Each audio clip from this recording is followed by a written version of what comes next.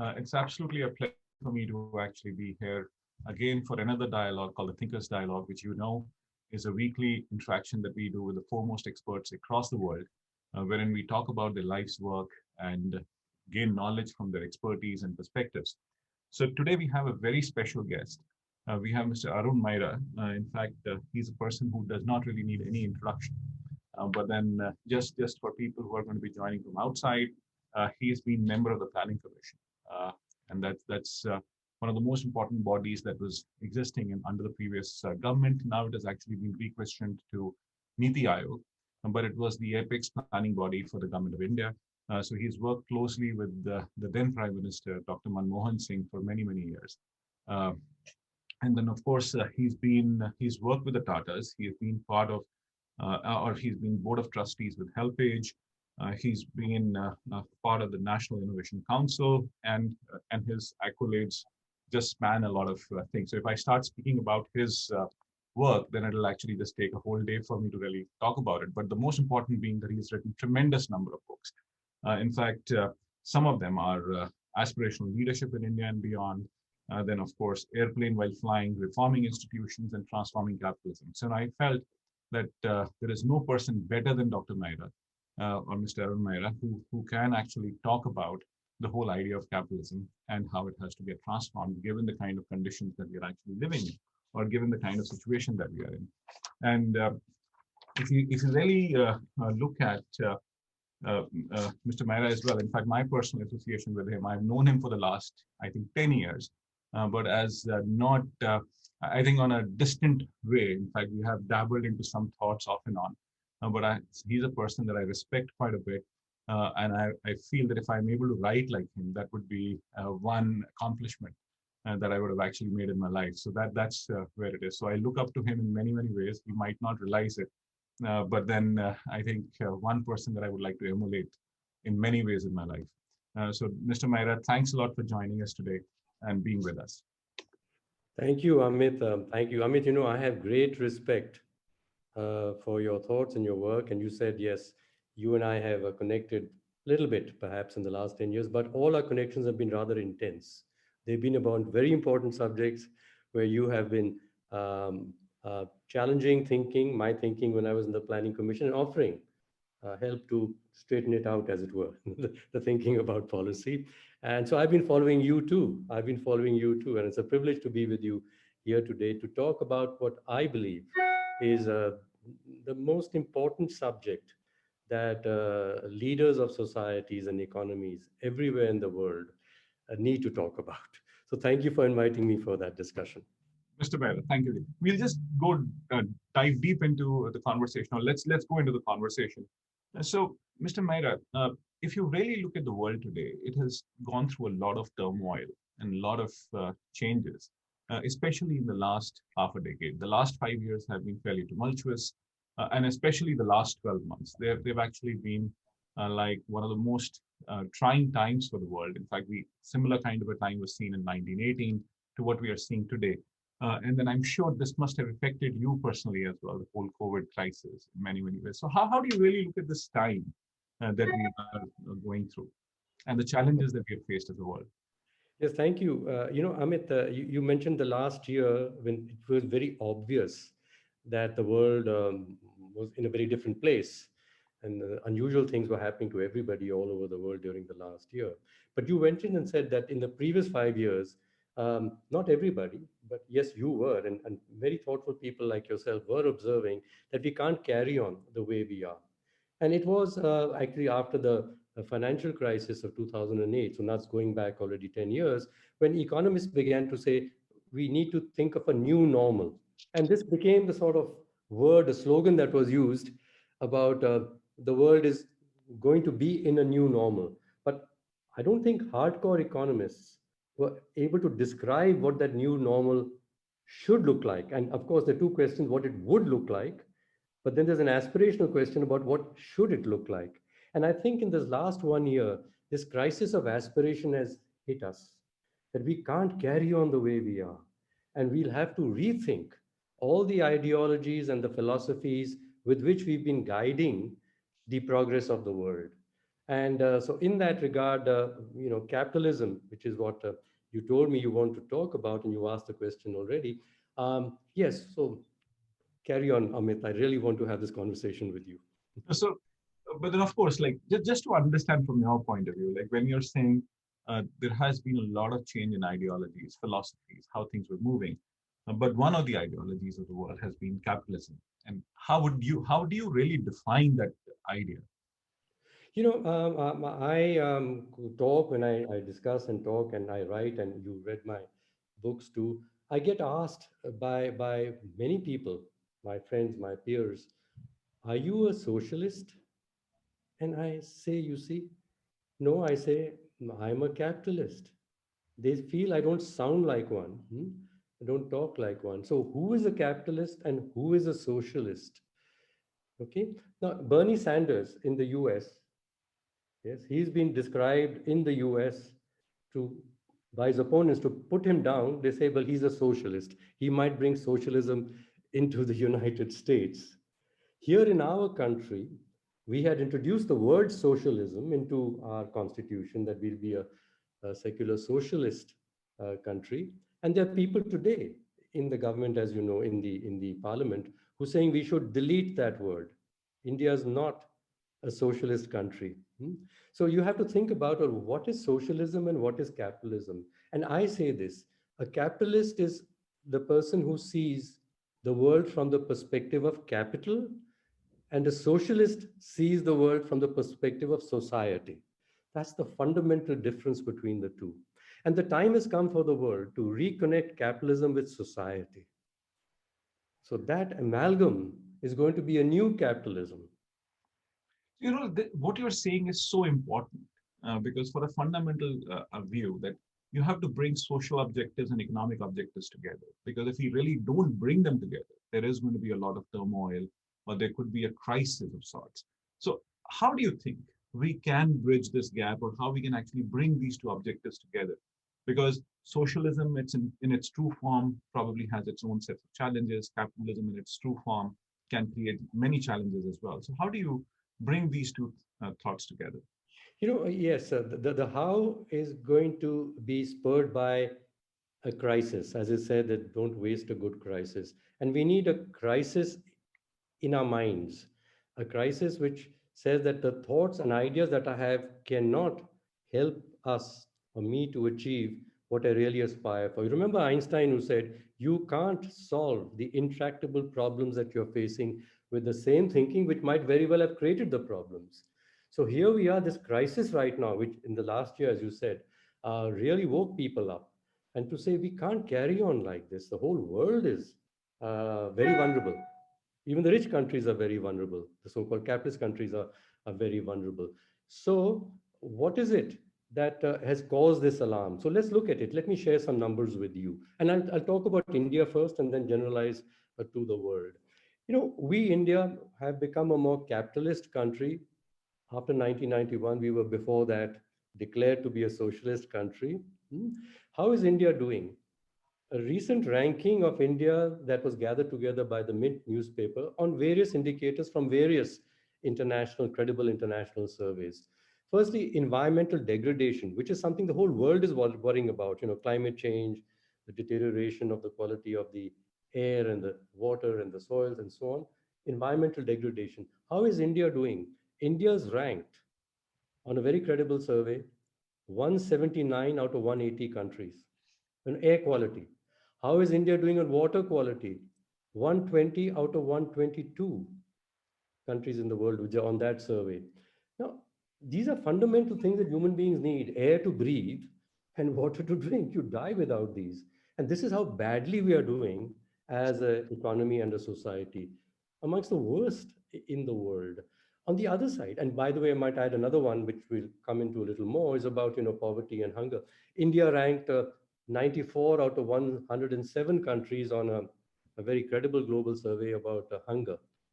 94 out of 107 countries.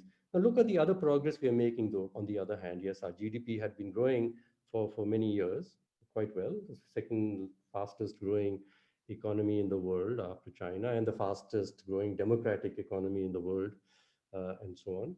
In the last 7, 8 years, and you know this because you also helped, and so have I. India has climbed up on the ease of doing business rankings so much. How many positions? 79 positions. We've become 63rd out of 190 countries in 2019, until, of course, the World Bank suspended its measurements because people pointed out there were flaws in it. And I can talk about that, but let's keep that aside. We've been doing very well on ease of doing business, but doing so poorly on environmental situations, and environmental conditions. Let's talk of inequality. Okay, before 1991, as I mentioned earlier, we were considered to be socialist, and therefore the big reforms were to push India to be more capitalist after 1991. Here are survey results which Christopher Jaffarot of Science Po has published this morning in Mint again. And he's a credible person, I mean, his figures and numbers need to be looked at seriously. Consumption inequality.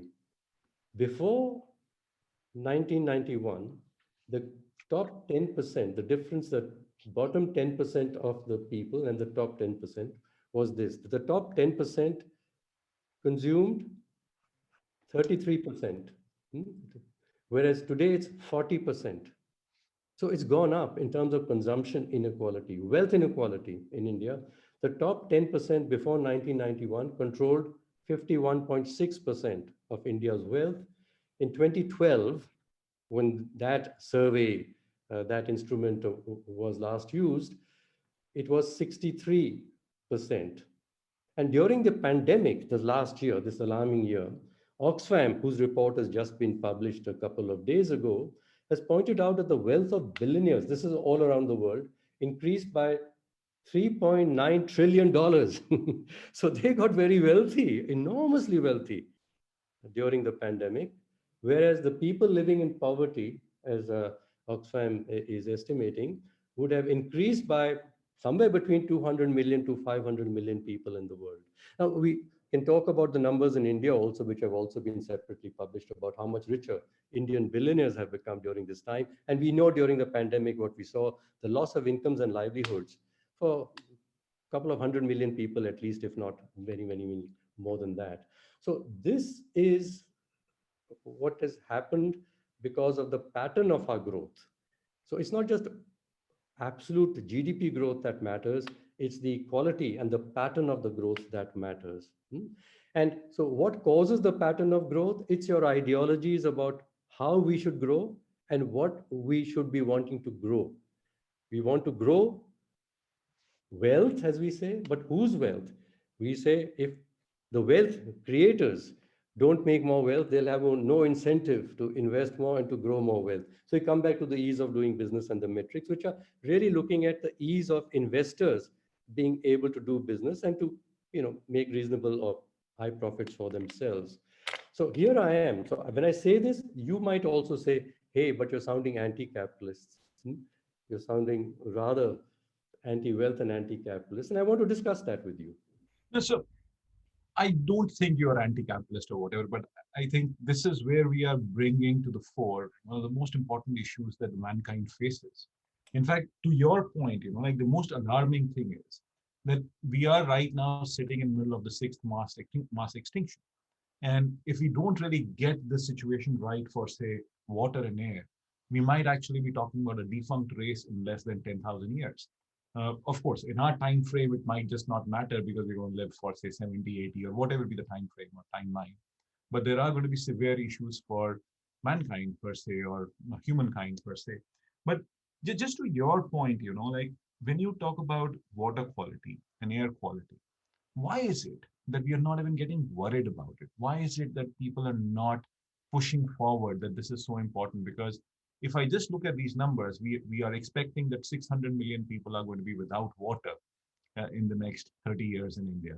And it's going to be a huge problem in the world, but we are not even talking about it. Amit, when I came back to India, I was away for 10, 11 years. I left in 1989. I worked very hard and I was enjoying actually my work during the so-called socialist era in India. Well, things were tough in terms of lack of infrastructure as well as in very bureaucratic government regulations. But there was a spirit that what we were doing was for the sake of everybody in the country. Yeah, and Tatas I was with, and it was, as GRD would say, first think about what's good for India, and then think about what's good for business for Tatas. And if you do what is good for India, it will turn out to be good for Tatas. At that time, I took a break and I went to the US. I left in 1989, 1991, we had our reforms. I came back in the year 2000. And when I came back, I found quite a different India, quite a different India. And I came back here and began to read instead of the New York Times, which I was reading up there, and the Wall Street Journal, picked up our Times of India, which was our paper. And Lakshman, R.K. Lakshman's cartoons used to be there every morning on the first page. And his cartoon was the common man's view, the common man's view. And I recollect these two cartoons very well because I've used them with his permission on a book I wrote then about remaking India, one country with one destiny. And the first cartoon was this one, which said they showed there was some minister maybe in a helicopter who's landed in some rural area in India, and these little hungry villagers in their dhotis surrounding him with their folded hands, and he's berating them. He said, "What's this? We've given you cell phones, and you keep asking for drinking water." What our priorities have become? We are measuring our progress by, oh, it used to be so difficult to get a phone in India. It took 7 years. Today, you can get a phone anytime. This was a marker of progress. And there were people telling us then too that we are running out of water here, but we weren't listening to them. We felt that they're backward people. They don't have the right aspirations. They should be aspiring for all the good stuff which the rest of the world has. The second cartoon, which I'm going to recall for you, is was showing two beggars at the bottom of the Bombay Stock Exchange. And they see some big stockbrokers in their dhotis and their caps coming down, laughing away at the top of the stairs. And one beggar says to the other, "Oh, the Sensex must have gone up. Now life is going to be very good for us." This whole linkage, thinking that if the stock market goes up, everybody's life is improved. And we keep now even saying the economy must be doing all right because look how much the Sensex has gone up. There's no direct linkage in the economy between the stock market and the real economy. There is no trickle down, which is so direct. And in India, where less than 3% of the people have any investment in the stock market directly or even indirectly through mutual funds, the stock market going up doesn't benefit them at all. They got to have direct benefits, which provide them, like we're talking, food, water, jobs, incomes in their lives here and now. Mr. Maira, you are hinting at something very important, and that is that our metric for measurement itself just got horribly wrong, or we got it horribly wrong. In fact, when you are talking about cell phone penetration as a metric, vis-a-vis, say, water availability, sanitation, or whatever, where do you think we went wrong, or how do you think, or was it something like juxtaposition by corporations or people around us or whatever? Where did we just lose this track that all these aspects are so important? I say here it's economics and economists and business. Okay, I'm going to put the two together because business is the engine of capitalism, and economics provides business a case, an economic case. So here, economics has got so hung up on GDP as being a good measure of the health of an economy. Okay, they even claim it also measures the health of a society, but certainly they do claim it measures the health of an economy. And getting so hung up on that one measure has made us lose sight of the many other things that are going on inside an economy. Okay, like we said, Indian GDP was going up, but India's water quality, air quality was deteriorating. Are we measuring that? No. So we do need scorecards for economies which are broader than a single number of just GDP. However, I must say this to you: whenever I would say let's put the rate of poverty removal as a measure, let's put the improvement and certainly put the prevention or deterioration of the environment as a measure, I'm dismissed to say we first must have growth before we can redistribute it. First, increase the pie before we can share it. Quick answer is this. And I say, look, What growth in growth of what? If we have growth of, say, food being growing and people having access to it, if we have growth in sustainable economies, then there's nothing to share afterwards. But you've got a model in which you say, strip out all this, yes, misuse all of this, grow something else, which is, as we're saying, the wealth in the hands of those people who invested money, grow that. Then they will sort of share that willingly, hopefully, with the rest. Hey, it's a wrong model. The people have to be participants in the growth. Their incomes must grow, and counting that up will tell us whether we are equitably growing the economy. And so these more metrics have to be put, certainly some on the social and inclusion side, and many more on the environmental side, along with the pure economic numbers. We need a balanced scorecard with at least these three sets of numbers in them. And there's a fourth one, which I would say is the quality of justice, the quality of feeling of being included and listened to in the society, which is a governance one. And therefore, in business also, we are talking about these four, the ESOG frameworks, to talk about measurements. But again, I'm pointing out to you, when I say, please, let's have a balanced one, there are people from economics who say, don't complicate matters. It's hard enough to get the economy to grow. You want to worry about all those things. First, let's grow this, then we'll think about the other things. You see, this is where conceptually we're getting it wrong.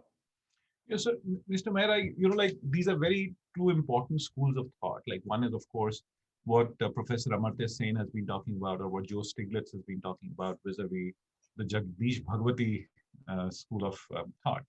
Uh, and I do lean towards what Professor Sen has actually been saying in terms of that we need to have far deeper measures of looking at things.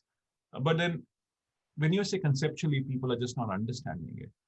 What is driving that what I call conceptual weakness or lack of depth in this conversation? Because if people can understand that if we don't get these right, if inequality is going to be there, it is going to what I call put up a ugly face in many forms. So how do we really what I call make people understand that this is an important thing to really move forward with? Yeah, I studied physics, Amit. I didn't do economics, and I had a desire to do economics, but I was told in the 1960s or late 50s when I went into college that physics was the important thing to do. And by the way, physics was a more difficult course to get into in India in the 1950s. Economics was not that valued. Physics would be science, would be contributing to India's scientific growth. So I did that, and fortunately, I did not go to economics because if I had, then today I'd have to unlearn all that I learned. But I have been studying economics for the last 15, 20 years, and I'm learning the new economics. And I'm making this point to say paradigms. I studied physics, and Thomas Kuhn's book about the structure of scientific revolutions, which is now being cited by economists and others, is the point that paradigms are very hard to change. And what is a paradigm? A paradigm is a school of thought in which many people are vested. They are vested because they are admired for being the priest, high priests of that school of thought, the gurus who teach those thoughts. They are people who gain from monetarily supporting that school of thought, being supported by that school of thought. So this is what paradigms are. It's a social and economic and idea system which creates a world in which some people benefit because they are the high priests, like I said, and the people most vested in that paradigm. Therefore, when you want to change a paradigm, the resistance to change it is very high. It comes from all the people who are the gainers from it. It will definitely come, like Kuhn was talking in the pure physical sciences, there wasn't any economics and that much wealth associated, that the people who are vested in an idea will resist any evidence, accepting any evidence which will change that paradigm. And so, as you do know, the Copernicus, who said that we are not the center of the world, the earth is not the center of the universe, had to just keep quiet because everything was God has made man in God's image. We are in charge of the world. And it was man also, not woman.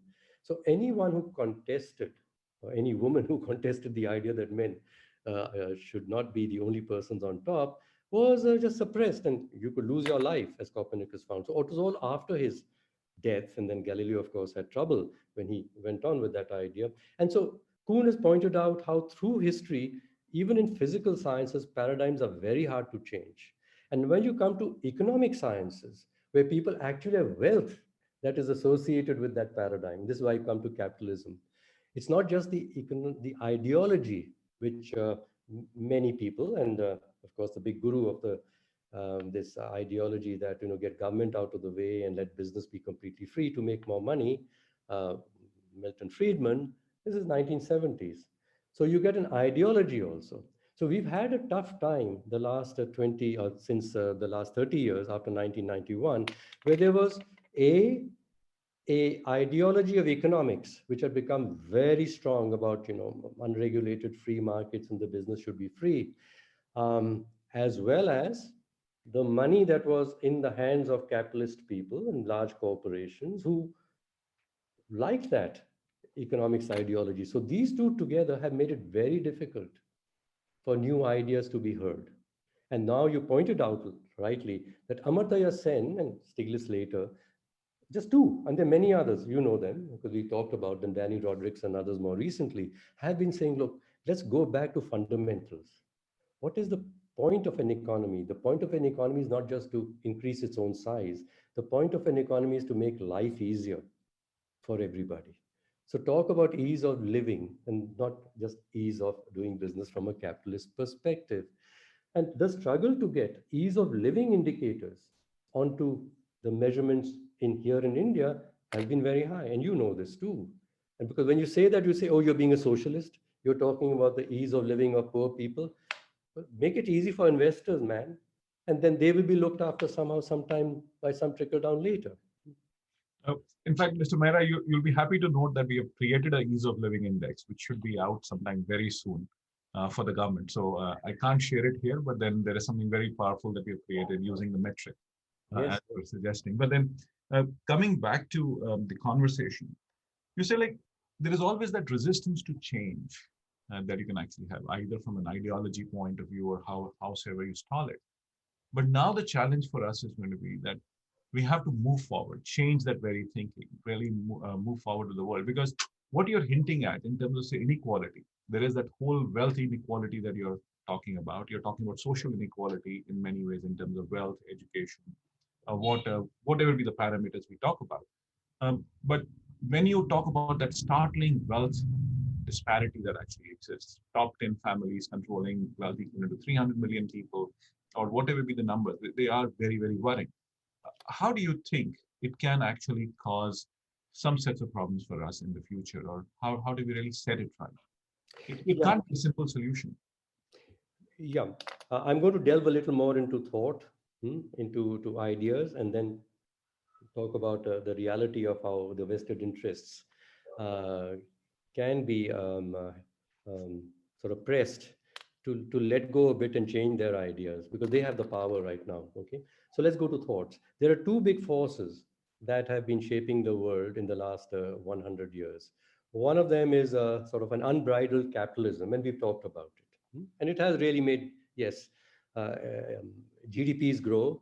It has made the stock market really boom. It has made some people very, very wealthy in the world. So that's a force that has changed the world. The other is democracy, the idea that people have rights.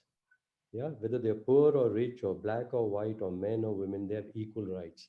Now, this idea is not an idea which is 1000 years old, nor 500 years old. This idea has gradually been creeping onto us, yes, for the last 300 years. And we discover new rights. In the last 100 years, the rights of women, which previously they weren't given the same rights as men, but the feminine rights has come up. The rights of Dalits was in our constitution, where we never thought that those people deserve the same rights as others. The rights of blacks in the US, they might have been given very recently, actually. It was not 300, 400 years ago, within the last 100 years. And even then, they haven't got full rights.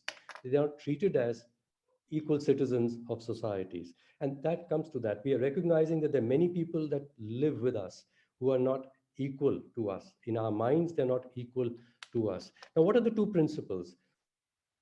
The principle of capitalism, good governance in capitalism is based on the principle of property rights. If you have $100 in something and someone else has $1 in that thing, you have 100 votes. It's fair. I mean, you got more in it, right?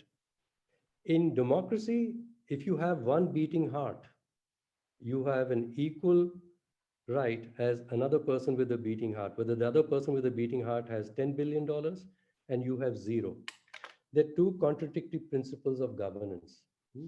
Now, if you take institutions which are designed on the principle of property rights as the capitalist institutions and plug them into a system which is trying to design itself on the principle of human rights, right? Equal rights for every human being, you get a blow up.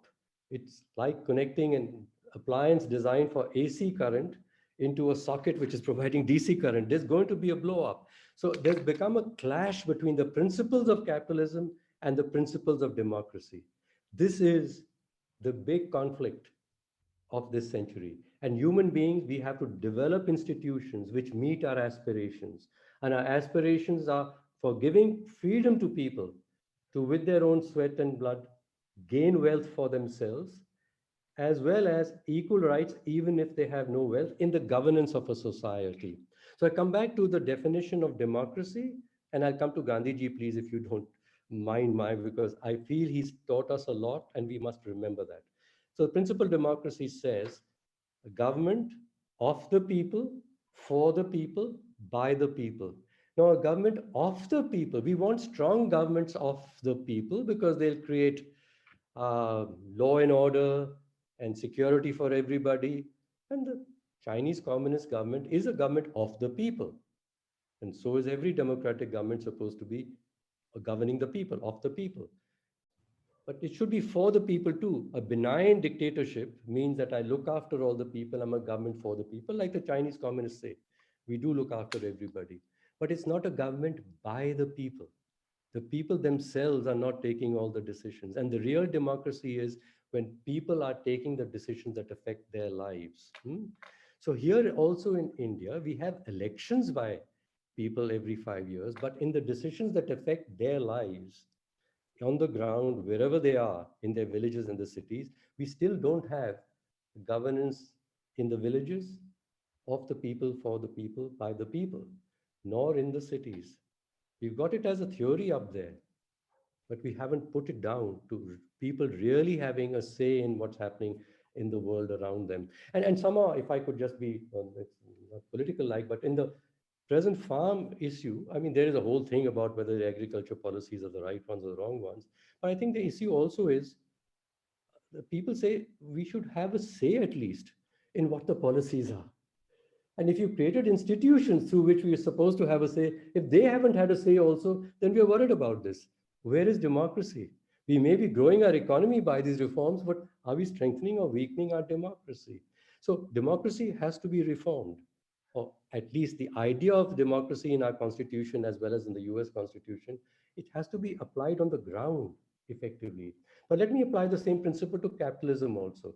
We do want businesses which are for the people, means they care for the people, they produce good products for the people at fair prices, make them available to the people. These are businesses for the people, and every business better be for the people or it won't grow its own revenues and incomes. Care for your customers. And businesses can be also for the people when they say, okay, we are going to be doing some CSR work for them and so on, right?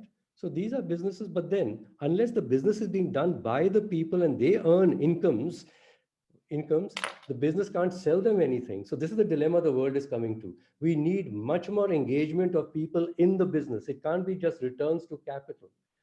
People only sometimes have sweat and blood and hands, and by applying them, they should get incomes. They should be part of the creation of the wealth in the business. So employment creation is required. Income creation at the bottom is required by this principle, which isn't for the economic sake, which is businesses by the people too. But I come to the last one, which is businesses of the people. Now, business of the people, as Mahatma Gandhi said, look, let the people in the villages use their own little machinery, which they own, and their own skills. And they must keep improving that and produce something for others. And others using their own skills and machinery if they have, or no machinery if they don't have one, producing for each other. Now, this is an economy. This was Adam Smith's idea anyway, about the butcher and the baker and the candlestick maker. We got to go back to the fundamentals. Gandhiji was a capitalist, but he foresaw a country. He wanted a country in which there were going to be, he didn't think of 1.2 billion people, but every Indian, let's say today, 1.2 billion Democrats, and at least 500 million of those are capitalists. They own their share in the business. They own their business. So this model requires much greater dispersal about the ownership of productive assets, either as a prime principal owner yourself or through stock ownership of the company in which you work. So these models of cooperative enterprises, farmer producer societies, Amul, great example, Seva, another good example. In India, I'm saying, and there are many across the world too. In principle, these are businesses of the people, being done by the people and for the people. Okay, so keep staying with this. We need constructs of business which are architecturally for, by, and of, and we need constructs of democratic institutions which are for, by, and of also. And there we reconcile the principles of $1, one vote, and one heart, one vote.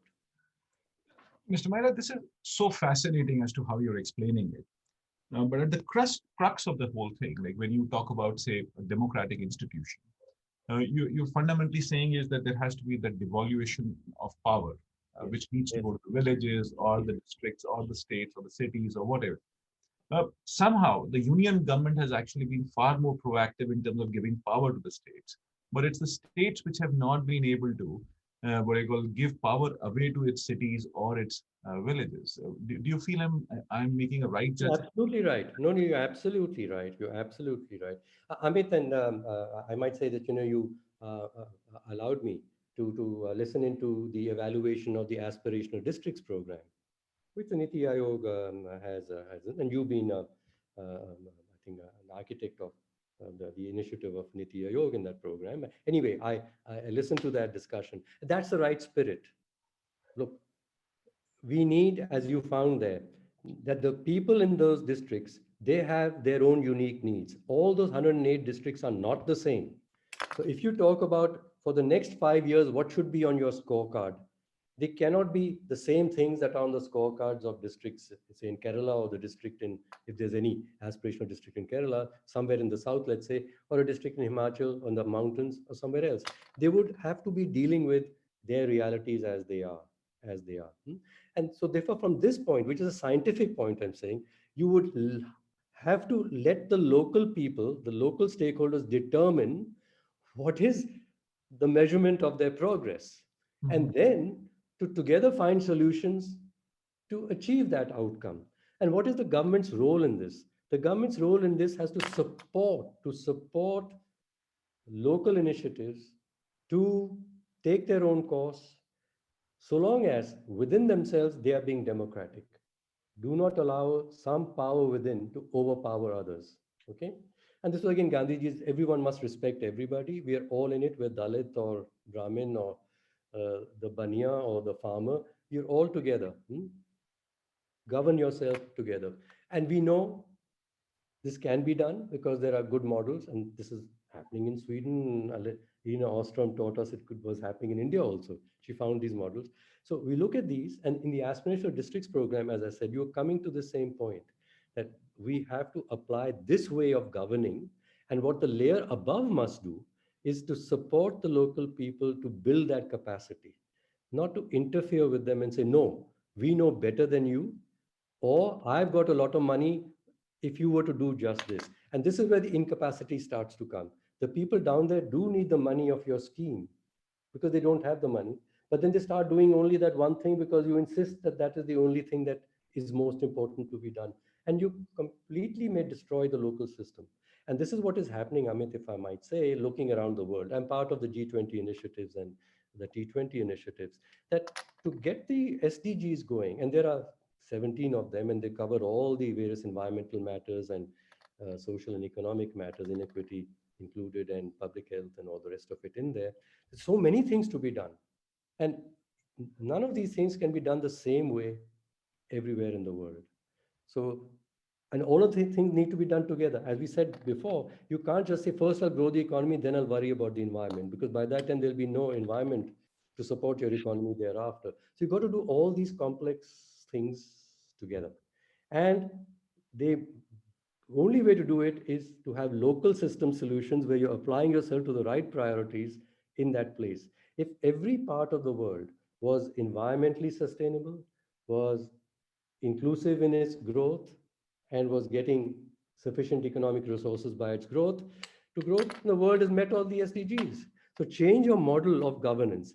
Local system solutions developed by communities will help the whole world to achieve the SDGs. So I'm going to come back to the states and ourselves where you asked this question. So there's where the tangle comes, I find. You see, we've got one model which we have constructed for the states to govern themselves. By the way, it's the same model that we use at the center to govern the complex system. And they would also have to let go power to the local communities within themselves. So there's a power devolution that is required. Now, you may be very enlightened sitting here in the center, but don't think that other people are going to give up their power just like that. This is the problem with the capitalist institutions also. You might say, please start worrying about the environment and inclusion and paying higher wages, and don't fire people just when your profits are going down, because they need incomes much more than you need profits. Do you think capitalists are complying with you, even at the center? But there's power there, and they want to maintain their positions and the resources that they have. So this is a power change situation. This would require a movement, and the movement is a movement of ideas supported by many movements in society, many centers of action of change, which was Gandhiji's idea how we got freedom. It was not one march. There were many marches, many movements, many passive resistances, but all subscribing to that idea, we want to govern ourselves. Go away. You're smarter than us. You're giving law and order and maintaining that for us, but go away. Let us make our own mess, as Gandhiji told Churchill. When Churchill said, you people will make a mess, he says, but that's all right, it'll be our mess at least, and not the mess that you caused us. So same thing. Please allow the states to make their mess. I'm coming to that. And we start judging states to say, but they are doing things which they think are right to do, and they're not complying with our great vision of how India is going to grow. I have been in the Planning Commission 5 years, and yes, this was the whole challenge that the chief ministers gave to us. They came every year to present their plans for the states, and we talked down to them and said, we got the best advice from World Bank and stuff, and you should do this. And a chief minister in Meghalaya says, but my little place there is like this, and I've got my own model which we discovered, which is a very good one, a sort of valley-based development system. We said, oh, that's going backwards, connect with the global economy. So we go down to them. And I would say, our present Prime Minister was very bold enough to say, he says, you don't know that the situation of Gujarat is different to the situation of Punjab, is quite different to the situation of Meghalaya. So please let your chief ministers choose what they do, and don't make these central schemes and give us these central ideas. What you must do is trust us and help us to do what we want to do. Don't tell us what we should do. And in that, our challenge is surely that we are governing, each of us, very complex systems of 30, 40, 200 million people in the case of UP. How are complex systems governed? You don't seem to know, frankly. So don't try to teach us that. We are wanting to learn this. So can we all learn together? Let us learn. And some of us might learn some things faster than others as states. So let us compare notes. And this is where I like what Niti Aayog is doing, that you're ranking the states in terms of various things, not for the sake of awarding them, but for them to be spurred to say, how come another state within India, which is also in an equally poor country like mine is, the state is asking the question is, what can I learn? What can we learn from each other? So it's lateral processes that need to be built. People supporting each other, learning from each other, not being told from the top and being judged from the top and being ranked by the top and awarded by the top. Democracy cannot be run by vertical processes. Democracy is lateral, where people respect each other and create communities of respect and trust. So, Mr. Maira, this is again very fascinating in terms of like how you're saying as to how the structure of governance should happen. And as you invoke the Mahatma, and when you invoke the Mahatma Gandhi, uh, I would like to ask a question from an economic standpoint. You've said, of course, there has to be, probably what you're saying is that there have to be village level enterprises. The moment you say that there has to be a network, or it has to be like a Namul, or it has to be a cooperative unit. So what we are saying is that we need to get localized in Yes. terms of production processes and things. How do we really push that forward? Because that's something that we have been talking about for ages. In fact, Mahatma Mm. Gandhi talked about it in the 1940s itself. And we have somehow not understood, like, because if you really look at the history of India, if at any point in time you want to say that India was 25% of the world GDP, it actually had that 25% GDP when you were actually having a very strong local economies. So how do we really build those local economies is a question. And this is a question which is pertinent for any country in the world for that matter. That's right.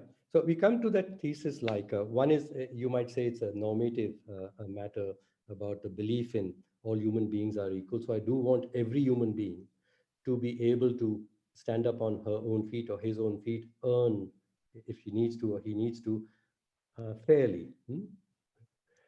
I need that. I'm saying that's a normative, a democratic idea. But I'm talking in terms of an economy. If every person had more incomes, then there's more market for others to sell to. So for that reason, also, I do want to grow the incomes of many more people than presently. If you have only a few people with a lot of wealth, and the wealth is in the form of stocks and shares, their businesses, who will they sell to? Who's going to have the income to buy their stuff? There are no incomes. Yeah. So your wealth won't grow any further. Also, that's the collapse of capitalism and the collapse of economies. So we come to I want small enterprises because people initially can't be owning a large enterprise. We keep saying stand up, startup, you know, don't be a job seeker, be a job creator, which is our slogan here in India. So we're talking about small enterprises, but we do know that a small enterprise doesn't have all the wherewithal that it may need to be able to access markets, to get technology, and so on. So it would need to be part of larger networks in which other people have the other resources. I'm going back to Adam Smith's idea. I mean, some person has this, the other person has that. If you combine the things together, you've got a good networked economy of all self-reliant individuals, businesses within it. So think of networks, clusters in which there's diversity. Now we think of clusters of 20 enterprises, all the same, all having the same resources owned by individuals, which is very good. But then they don't have the requisite diversity of the other resources required to make the economy richer. So we need clusters in which there's diversity of enterprises. And these were the best clusters. And from economic history, when you talk about where clusters have been strong in Taiwan or in Italy in the earlier days, it was not all were doing not just one thing. There were many doing that one thing, but around them there were many providers of the things that they needed, and then went further and further. So it made a very rich ecosystem. So this was Gandhiji's idea too, and Adam Smith's idea. I'm saying, but this is an economic idea. So if you take this as a model, this is what I want to create. Then I come to, I'm not looking for creating large enterprises in which there are 10,000 people doing the same thing. This model of large factories, economy of scale, I want to shift it to economies of scope.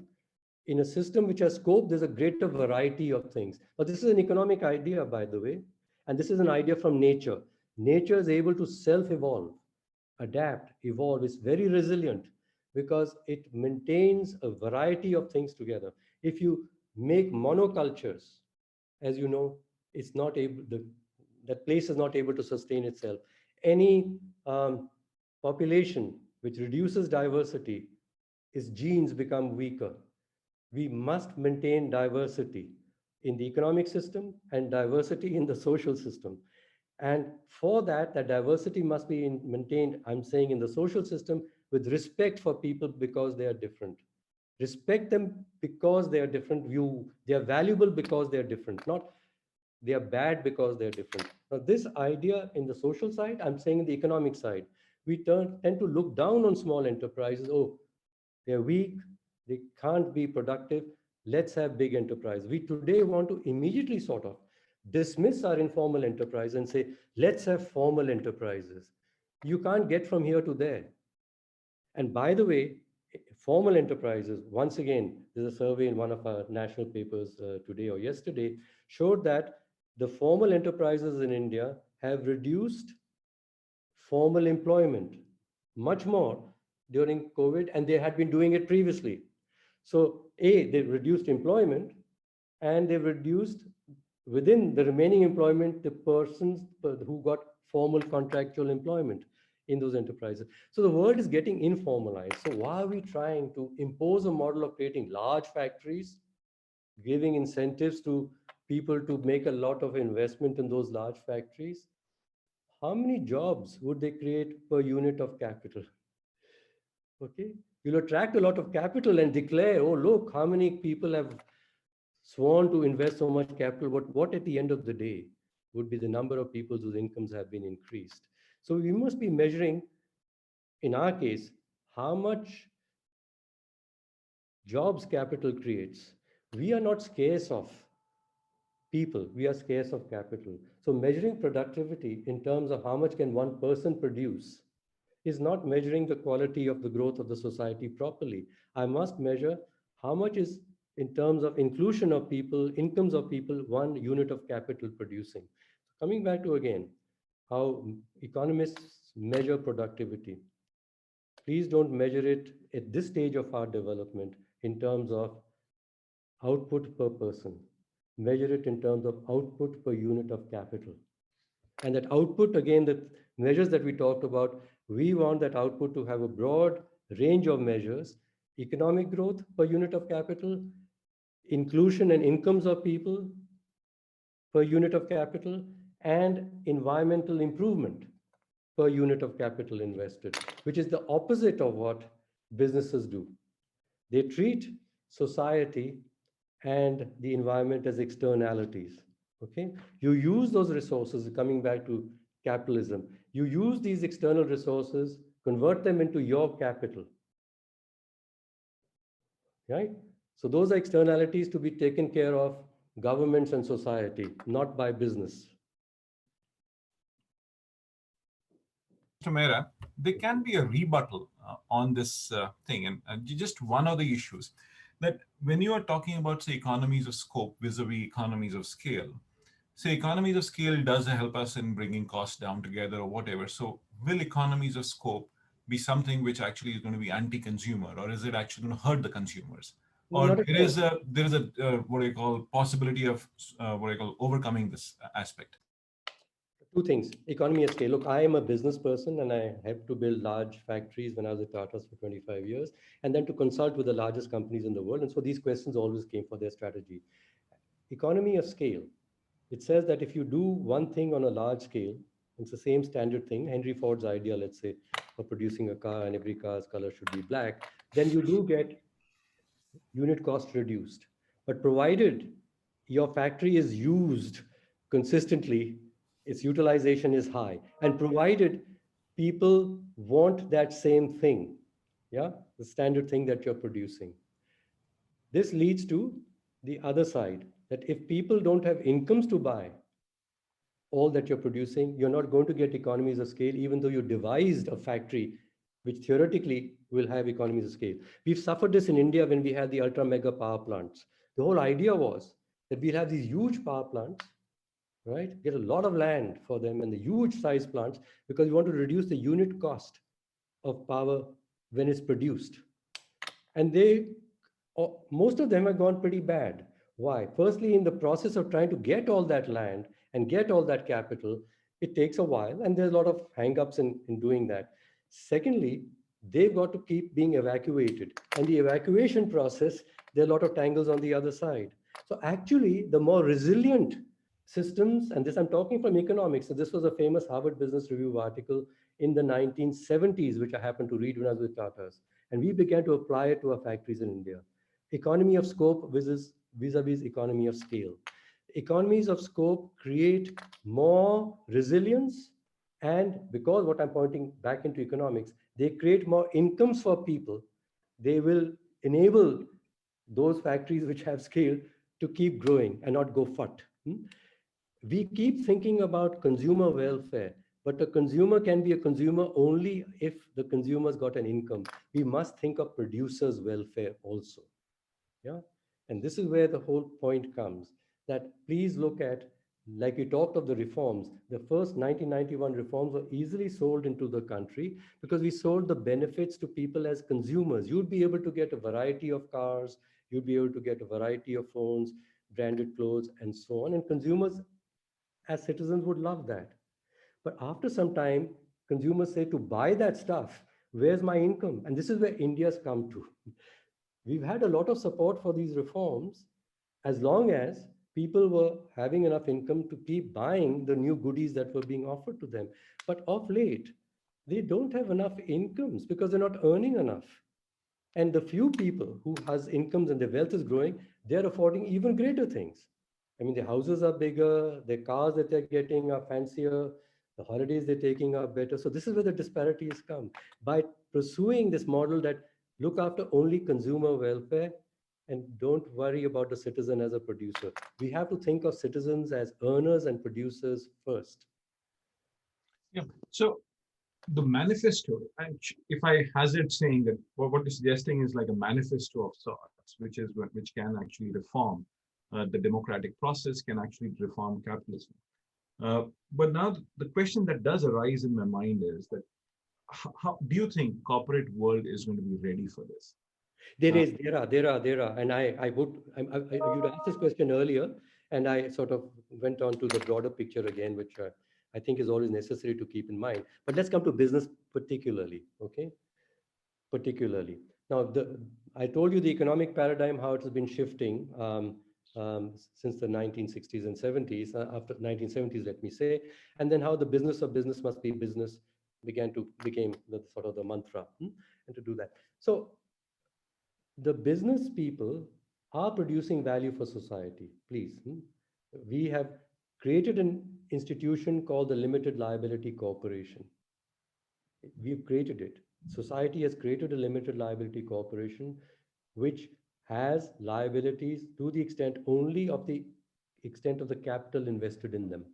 You don't have liabilities beyond that. You can't be charged for more than that. Okay, we've created it, and this vehicle has benefited society greatly.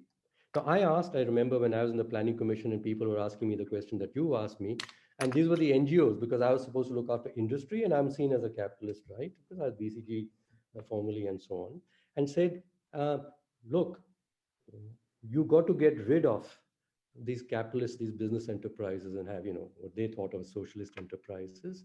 And I asked them this question. I said, tell me this. And it was 300 people in the Taj Hotel, and they were all from the social side, NGOs and so on. How many of you have any investments in mutual funds? And this crowd in Delhi, certainly all of them had. They all put up their hands. How many of you want your mutual funds values to increase? All the hands up. I said, who do you think is making that happen? These are limited liability corporations. You are charging people to do this for you. So if you wish to suddenly destroy those people, remove them, you are going to go fat. Things you're relying on will not happen. So this is going to be a cooperative enterprise. You're going to have to change some of your ideas, and they are going to have to change some of their ideas. And in a system, all these institutions cannot change, none of them can change by themselves. Like in a human body, you can't just grow the heart to a certain size, your liver and your lungs are not going to grow. Similarly, different systems in the body must grow together. And so in an economy or a society, different institutions, different subsystems of the larger system must change and evolve together. So the conversation between the different sectors, the government, the civil society, as well as the business side, must together say, what is our aspiration? And what are each of us going to do? And we all going to have to let go of something. We can't keep saying the other side is the problem only. We are perfectly all right.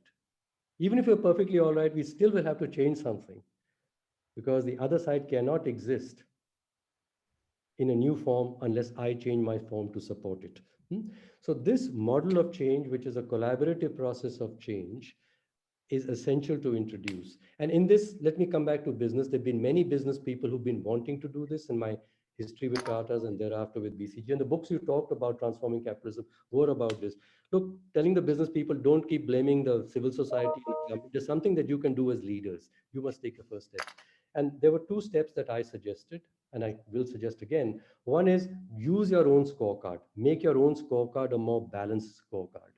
And I was very pleased to hear at the World Economic Forum, Klaus Schwab and Anand Mahindra, one of our leaders, gave his speech today or yesterday about the new ESG measures. And you'll have Mark Kramer and others, I'm sure, on your show later. And this is business has to do it voluntarily, and some businesses are. We've got to make that a movement. We must all adopt and hold ourselves up to be measured by a larger set of measures and not just by our growth of revenues and profits and our stock market prices. Let's take it upon ourselves. The second is, I mentioned that already, if we can make our own enterprises more democratic, let's please have a greater say in the governance of our enterprises by our workers, by our customers, by the communities around ourselves. Hmm? They don't need to own it, but let's have them say to us what we should be doing, which would be good for them also. And these two things go together. The metric, the scorecard, if it's a balanced one, is going to be providing information to those people. Then we must listen to those people, what they criticize us about that, just like we do on a to the stockholders. Yeah. And it's required by law that you'll announce your results regularly and they are allowed to ask you questions. And so let's open a broader set of broader scorecard in which other stakeholders can then question our reports and we get feedback. And we'll make a more resilient and a more responsible business enterprise. Mr. Maira, like what you're really saying is that we have to go through or work through a new ethic Yes. of how really things need to be seen. Um, but my last question towards this conversation, which is a fairly heavy one that way, picking up from the SDGs, it is suspected that SDGs will actually get achieved in 2094 the way we are actually going forward right now. That is one. COVID has actually exposed a lot of issues that we see. And as to your manifesto that you're suggesting, is very powerful from how you really reform capitalism to how you really reform democracy. Where do you think, or how fast do you think we need to move forward to really solve the world, given the situation and the mess we are in, from not achieving SDGs, the global crisis, reforming the capitalism, reforming governance? What is the way forward? How quickly can we do it? Or else, if we don't do it, how quickly will we fall? These numbers about that you're saying is 2093, and some others some years ago were saying it's 2070. So it comes like this. You're making a projection of how fast you can get from here to there. So let me give you a nice analogy. So if someone asks me that, look, how long is it going to take me to go from here to Karnal? And if he's on a bullock cart, I'll say, well, it might take you 2 days. Now, but if you could get yourself into a nice fancy car, you probably could get there in an hour and a half. You got to change the vehicle. And this is where institutions come. And institutions are sets of ideas as well as structures associated with those ideas. The sooner we transform the ideas that we are using to make progress, the faster we are going to get there. So if you change the vehicle, and if I'm saying, if we apply these ideas that we just talked about, Amit, and you were to then make a projection scenario, this is what scenarios are, then I can assure you, because I've done this exercise on the back of an envelope and otherwise, we could probably achieve the SDGs in about 2040 and not 2093. Okay, because I'm making some assumptions also about how fast the change into the new vehicles of devolved, networked enterprises is going to be. Enterprises run by people who have the ethic that I'm here to help everyone. I'm born as a human being to nurture others and to nurture nature. I'm not born as a human being to grab everything and to make myself the chief and myself the richest person. So these are the spiritual and ethical ideas, and they then inform these models of institutions that we have been discussing. And the sooner we do this, we won't get it completely right the first time, we'll evolve. But the sooner we start going down that path, more of us going down that path, the shorter the time it's going to take us to save humanity at the end. Because as you pointed out, we might all die long before those years because we don't know the uncertainties in all this, you see. Yeah, so Mr. Maira, this has just been such a fascinating conversation, and we've moved from the whole idea of reforming the whole structure of capitalism to understanding how governance needs to actually happen.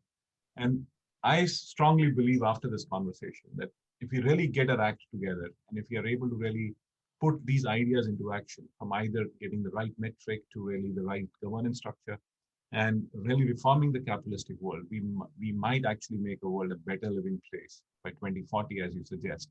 And I hope people are listening and they're implementing as to what you're suggesting. I think this has just been a fascinating interaction. I could have gone on for hours with you, and I would like to continue this conversation the next time. But thanks a lot. Pleasure having you with us. It has just been an honor interacting with you. Thank you, Mr. Maira. Fine. Amit, thank you so much. Thank you. Thank you. So kind of. Bye-bye. See you Bye. next week. Folks, this is just a pleasure having Mr. Maira with us. See you next week. And we are going to actually have Rishikesha Krishnan, who's going to be interacting with us on innovation. Thank you.